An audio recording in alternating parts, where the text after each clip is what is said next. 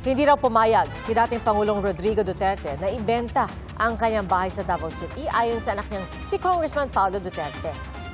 Saksi, si Sara Hilomen Velasco ng GMA Regional TV. Noong Sabado, kumalat online ang litrato ng bahay ni dating Pangulong Rodrigo Duterte sa Davao City. May nakapaskil na for sale at meron pang contact number. Sa isang text sa GMA Integrated News, sinabi ng common law wife ni Duterte na si Hanilet Avancenia na ibinebenta nga ang bahay sa kung sino man ang makapagbibigay ng pinakamataas na bid.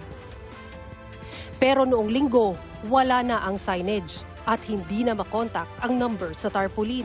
Ayon kay Congressman Paulo Duterte, hindi daw pumayag ang kanyang ama na ibenta ang bahay ng kanyang bisitahin sa ICC Detention Center sa The Hague. So ako sa ipangutana may baligya patong balay sa among lula, sa dili daw ito baligya, di sa musugot. Bukod sa tinawag ito ng dating Pangulo na una niyang bahay, ito rin ang madalas ipasilip noon sa publiko para ipakita ng mga Duterte ang kanilang pamumuhay.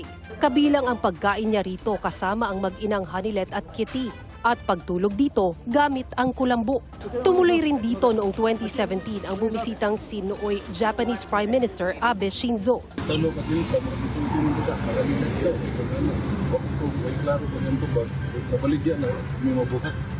Sakaling maibenta at magbalik ang dating Pangulo sa Pilipinas, may plano na raw sina Congressman Pulong Duterte. Ang among inahan, si mama namo, ni sulti gyud nga pohon, kaluyan sa Ginoo makagawa siya, dito na siya papuyon sa balay namo.